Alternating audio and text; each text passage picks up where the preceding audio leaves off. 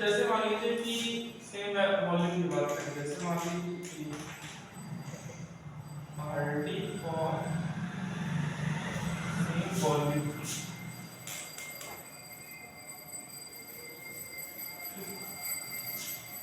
तो RD का formula क्या है? Rho S by rho W. Rho is the symbol of density, S is a stand for substance, rho S is a stand for density of substance. Rho means rho W means density of water at 4 degree Celsius. अच्छा, अभी हम लोगों ने पढ़ा density का formula होता है mass upon volume. Density का फॉर्मूला क्या होता है? Mass upon mass of substance. और यहाँ के लिए ये दिया गया है कि जो Vs होगा वो इक्वल होगा Vw। ठीक है, मान लेते हैं जो सब्सटेंस का जितना भी वॉल्यूम है उतना ही वॉल्यूम किसका है? वाटर। तो दोनों का वॉल्यूम क्या है? V। ठीक, जितना पानी का वॉल्यूम है, जितना वाटर का वॉल्यूम है, उतना ही सब्सटेंस का भी वॉल्यूम। तो हम लोग रो ऐसे, हां तो ये रूम है, यहाँ पर एयर है, तो जो एयर उसका रूम का वॉल्यूम होगा वो इक्वल होगा एयर को। जैसे मान लो कि इसमें तुमने पूरा कोई चीज, कोई लिक्विड होते है ना, वाटर है, एक पूरे टैंक में वाटर है, फिर सेम साइज सेम वॉल्यूम के टैंक में केरोसिन भर के रखा गया है ना, तो वॉल्यूम सेम हो गया कि नहीं होगा? ऐसे ही वॉल्यूम सेम होने की बात कर रहे हैं, मतलब सब्सटेंस भी उतना स्पेस ऑक्यूपाई कर रहा है, वाटर भी उतना स्पेस ऑक्यूपाई कर रहा है, मतलब दोनों सेम वॉल्यूम है। जैसे 1 लीटर कोई लिक्विड ले लिया गया और 1 लीटर पानी ले लिया गया। ठीक, तो मानते हैं, हम फाइंड आउट कर रहे हैं कि क्या होगा RD अगर वॉल्यूम सेम, सब्सटेंस का वॉल्यूम और वाटर का वॉल्यूम दोनों सेम, कितना हो? V। तो इस कंडीशन में तो जो RD का फॉर्मूला होता है रो S बाय रो W होता है, तो ms by V हो जाएगा। RS क्या हो जाएगा? ms by mass upon volume. तो मास ms हो जाएगा, सब्सटेंस का मास, और वाटर सब्सटेंस का वॉल्यूम कितना दिया गया है? V दिया गया है, कितना? और वाटर का हो जाएगा mw अपॉन V हो जाएगा। तो V से V क्या हो जाएगा? m। ये हो जाएगा ms by m। तो RD की वैल्यू आ जाएगी ms by m। ठीक है, for the same volume of substance and water. ये किसके लिए है? For same volume, for same. तो एक चार्ट दे रखा है, सेंटीमीटर बता रहा हूं। ठीक, ग्राम सेंटीमीटर जब क्यूब वाला जो डेंसिटी होता है वो वही RD होता है। ठीक, ऐसा क्यों हो रहा है? क्योंकि देखो सीजीएस में रो डब्ल्यू की वैल्यू कितनी हो जाएगी? 1 ग्राम पर सेंटीमीटर, है ना, कितना हो जाएगा? और सब्सटेंस की डेंसिटी जो भी होगी वो हो जाएगी, तो 1 इससे मल्टीप्लाई हो जाएगी, तो RD की वैल्यू सब्सटेंस के डेंसिटी के बराबर हो जाएगी।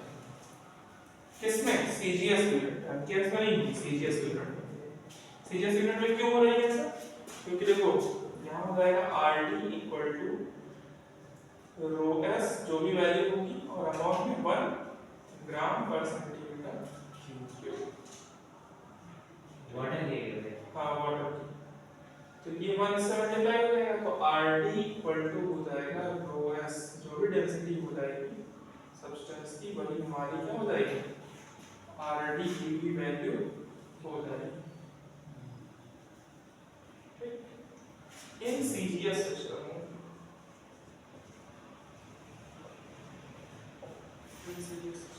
एमके सिस्टम में भी 10³ इन्वॉल्वमेंट है, किलोग्राम पर मीटर क्यूब जो है 10³ इन्वॉल्वमेंट है। तो RD के लिए आपको 1000 मल्टीप्लाई करना पड़ेगा। नेक्स्ट स्टडी है determination of RD of a solid substance by Archimedes principal. कैसे डिटरमाइन करेंगे RD को किसी सॉलिड सब्सटेंस का जो रिलेटिव डेंसिटी होता है आर्किमिडीज प्रिंसिपल से कैसे डिटरमाइन। तो नेक्स्ट हेडिंग देखिए, determination of relative density. Heading लिखिए determination of relative density of a solid.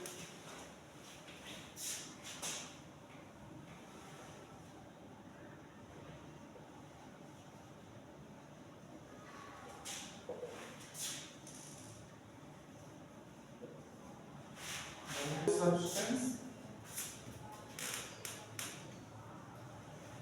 by Archimedes principle।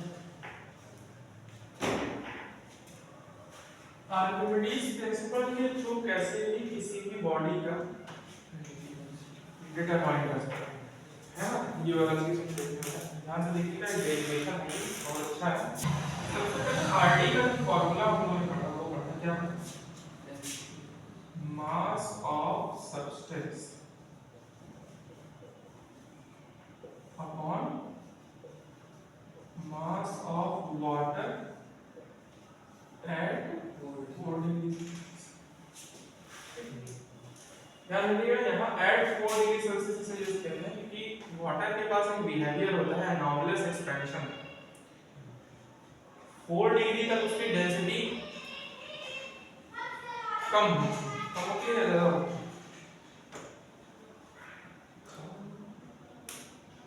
जब टेम्परेचर डाउन करने लगते हैं तो 4 डिग्री सेल्सियस तक डेंसिटी बढ़ती है ना, फिर 4 डिग्री सेल्सियस पे मैक्सिमम होती है, उसके बाद वो कम होने लगती है 0 डिग्री पे, फिर कम होती है। ये ऐसा ग्राफ बनता है, ठीक है, डेंसिटी का ग्राफ इसमें बना फ्रैक्शन कैसे होता है, क्यों होता है, ठीक। तो mass of substance, mass of water at 4 degree Celsius. अब ध्यान से बताइए कि जैसे मान लीजिए किसी भी बॉडी का, कोई बॉडी है, ये टंकी है पानी से भरी हुई, ठीक, मान लेते हैं ये पूरा टैंक है, इसमें वाटर फिल। किसी भी बॉडी को हमने डाला उस वाटर के अंदर, तो जब हमने वाटर को डाला, किसी बॉडी को वाटर में डाला, तो बॉडी क्या करेगा, वाटर को डिस्प्लेस करेगा। कितना वाटर डिस्प्लेस करेगा, जितना उसका वॉल्यूम होगा, जितना उसका बॉडी का वॉल्यूम होगा, उतनी जगह पे तो पानी हटाएगा। वो अलग चीज है, अभी समझाएंगे आगे चल के बता सकते हैं। मैं अभी शुरुआती दौर में ये आपसे बात कर रहा हूँ कि किसी भी बॉडी को किसी लिक्विड के अंदर डाला जाता है तो वो कितना लिक्विड डिस्प्लेस करता है, तो वो उतना ही लिक्विड डिस्प्लेस करता है जितना उसका वॉल्यूम होता है। यानी बॉडी का वॉल्यूम और डिस्प्लेस्ड लिक्विड का वॉल्यूम सेम है कि नहीं सेम, ठीक। अब मान लेते हैं यहाँ पर एक सिचुएशन लेते हैं, जैसे कोई भी बॉडी है, उसको लिक्विड के अंदर डाल रहे हैं या वाटर के अंदर भी डाल रहे हैं, लिक्विड नहीं वाटर के अंदर डाल रहे हैं, तो बॉडी का मास और जितना बॉडी का वॉल्यूम होगा उतने ही वॉल्यूम का वाटर उसने डिस्प्लेस किया है, उसका मास है नीचे, ठीक। वाटर का मास है जितना डिस्प्लेस्ड वाटर, ठीक, जितना डिस्प्लेस्ड वाटर, क्योंकि वॉल्यूम सेम होगा, जितना ही बॉडी का वॉल्यूम है तो दोनों वॉल्यूम क्या हो गए, कैंसिल आउट हो गए। अब बात करते हैं, जैसे मास है और जी का मल्टीप्लाई करते हैं, ठीक, तो ये क्या बन जाएगा, वेट ऑफ सब्सटेंस, और ये क्या है, वेट ऑफ वाटर। कौन सा वाटर, डिस्प्लेस्ड वाटर, क्या है, displaced water, wait of displaced water, displaced.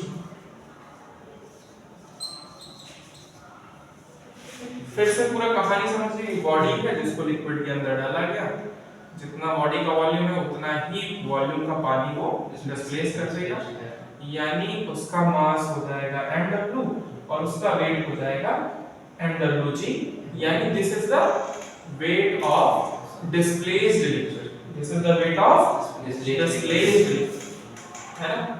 अच्छा, weight of displaced according to, अब यहां से आइए, आर्किमिडीज आपने क्या बताया, डिग्री का नहीं बताया, कौन सा डिग्री जब 4 डिग्री 4 डिग्री सेल्सियस पे ये होता है कि जैसे मान लो कि वाटर होता है, वाटर 0 डिग्री सेल्सियस पे जमना नहीं स्टार्ट, वाटर 0 डिग्री सेल्सियस में जमना तो स्टार्ट होता है, लेकिन एक एनॉमलस एक्सपेंशन होता है कि जैसे 0 डिग्री से जब उसका टेम्परेचर बढ़ने लगता है, ठीक है, तो 4 डिग्री पे उसकी डेंसिटी कम होनी चाहिए, लेकिन नहीं, वो बढ़ती है 4 डिग्री तक, फिर घटना स्टार्ट होती है, यानी जब लिक्विड में कन्वर्जन होता है तो पहले 0 से 4 तक बढ़ेगी, फिर 4 से फिर घटना स्टार्ट होती है, ठीक। तो एक एनॉमलस एक्सपेंशन होता है, ठीक है। इसलिए 4 डिग्री सेल्सियस में मैक्सिमम होता है, इसलिए हम लोग 0 डिग्री सेल्सियस ना लेके कहां तक क्या लेते हैं 4 डिग्री सेल्सियस, ठीक। ये फॉर्मूले में नहीं है किसको वेट ऑफ डिस्प्लेस्ड वाटर क्या है?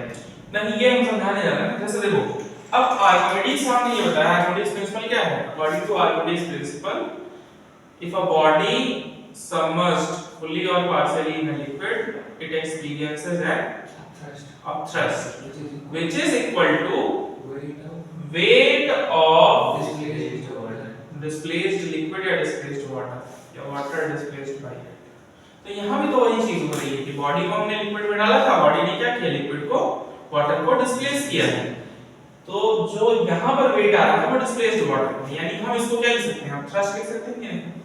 तो यहाँ पे क्या लिख देंगे, हम इसको लिख देंगे upthrust, weight of substance upon weight of upthrust या अपथ्रस्ट, क्योंकि weight of displaced water equal to होगा अपथ्रस्ट बाय आर्किमिडीज प्रिंसिपल। ध्यान रखिए, by Archimedes principle weight of displaced water, displaced liquid equal to क्या होता है, upthrust। अब ये बताइए, जैसे मान लीजिए एक्चुअल वेट किसी बॉडी का W1, एक्चुअल वेट क्या है W1, और लिक्विड के अंदर वेट हो गया W2 हो गया, यानी जो अपथ्रस्ट लगा है, अपथ्रस्ट की वैल्यू क्या हो जाएगी, अपथ्रस्ट इक्वल टू हो जाएगा, अपथ्रस्ट इक्वल टू हो जाएगा actual wait minus apparent wait. Actual wait है W1, अपेरेंट वेट है W2, और अपथ्रस्ट को करेंगे FP या FP, यानी यहाँ पर क्या लिख सकते हैं, W1 माइनस W2, ये हो जाएगा। इसका क्या मतलब हुआ? इसका मतलब ये हुआ कि अगर किसी भी बॉडी का एक्चुअल वेट पता हो, फिर आप अपेरेंट वेट निकालेंगे। अपेरेंट वेट कैसे निकालेंगे, उस बॉडी को स्ट्रिंग के थ्रू बांध के किसी पानी में डाल दीजिए, तो स्ट्रिंग में जितना टेंशन आएगा वो उसका अपेरेंट वेट हो जाएगा।